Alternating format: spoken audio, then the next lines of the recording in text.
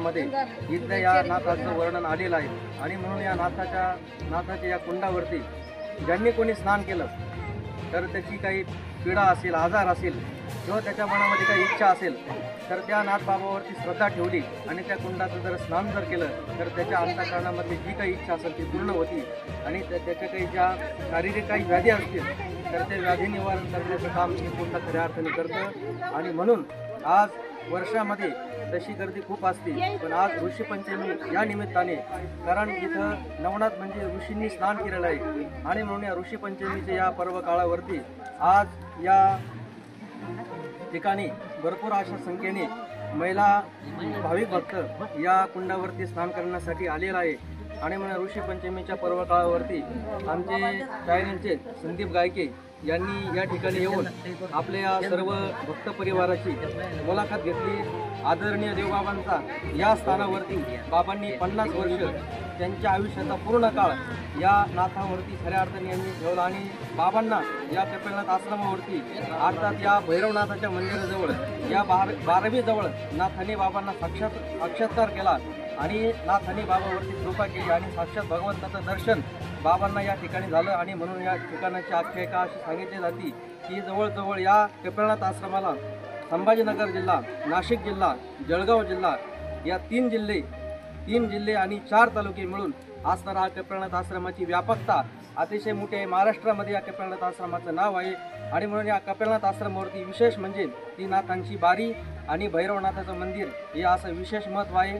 आणि हे पूर्वीच्या काळामध्ये फक्त एक मंदिर आणि बारवी एवढी होती, पण आदरणीय देवबाबांनी त्यांच्या आयुष्याच्या 50 वर्षाच्या कालखंडामध्ये या आश्रमाची एवढी भरभराटी केली की आज महाराष्ट्राच्या कानाकोपऱ्यामध्ये कपिलनाथ आश्रमाचं नाव झळकत असेल तर त्याला कारणीभूत म्हणजे आदरणीय देवबाबा आहे। आणि म्हणून देवबाबांच्या कृपेने या आश्रम अतिशय चांगल्या पद्धतीने पार पडला आणि म्हणून पत्रकार आले, समोर अनेक प्रकारच्या महिला आणि भाविक भक्त आज या दर्शनासाठी आलेले आहेत। आणि पावसाने सुद्धा ऋषीपंचमीची पूजेच्या निमित्ताने वरुणराजाने सुद्धा आज आगमन वरुणराजाचं झालेलं आहे आणि म्हणून अनेक भाविक भक्त महिला मंडळी या पाऊस असताना सुद्धा त्यांची या नाथावरती किती श्रद्धा आहे, किती भक्ती आहे, एवढ्या पावसामध्ये सुद्धा इथे येऊन स्नान करून इथे पूजा करतात। आणि म्हणून खऱ्या अर्थाने नवनाथांचं खऱ्या अर्थाने हे जागृत ठिकाण आहे। एवढं बोलून खऱ्या अर्थाने मी माझे 2 शब्द संपवतो।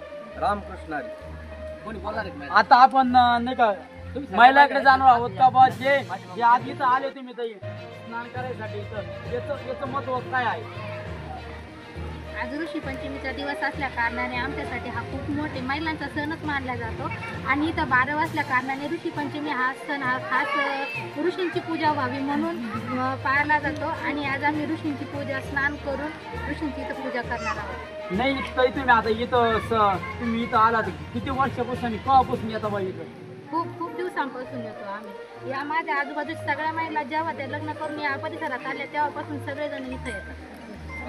तर आपण दुसऱ्या ताईकडे जाणार आहोत। ताई इथलं महत्व काय बा? असं जुनं पूर्वीचं स्थान आहे नवनाथाचं आणि ऋषी बनवलेली स्थापना, त्याच्यामुळे आज ऋषीची पूजा करायला का बा असं ऋषी पंचमी म्हणजे काय बा? असं का महिला अनेक कोणी त्र्यंबकेश्वर असं पुढं गवताळा असं का बा असं स्नान का करावं बा? असं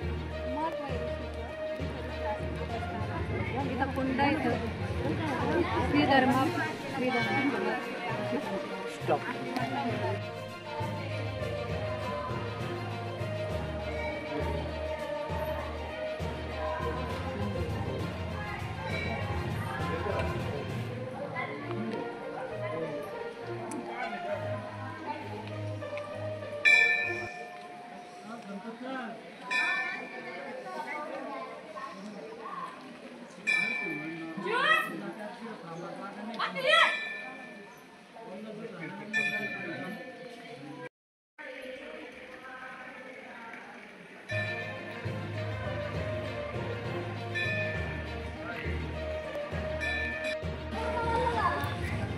जी चेती बोला।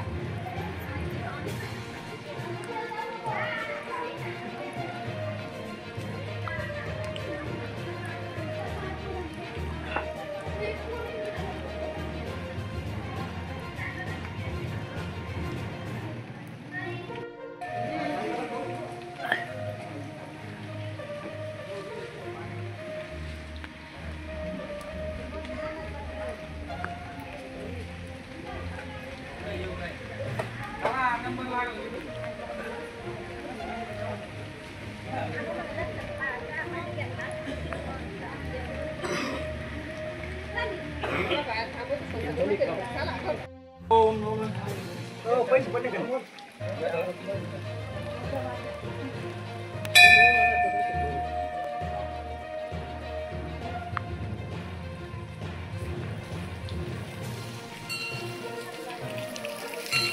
गरम आहे वातावरण थंड आहे.